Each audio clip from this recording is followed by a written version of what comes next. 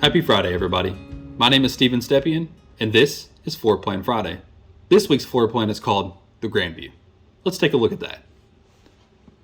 The Grandview is a gorgeous 2,300 square foot log home.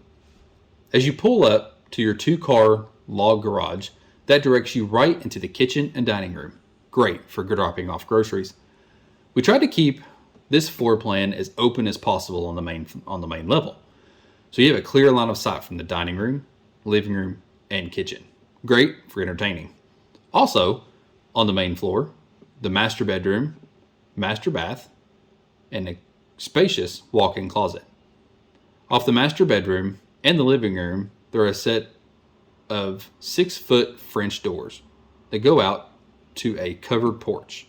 Great for watching the kids or grandkids. As you move to the second floor, through one of 2 staircases. Yes, I said 2. To a loft or a bonus room. As you come up to the loft, it goes to a little alcove to bedrooms 2 and 3, both with very spacious closets.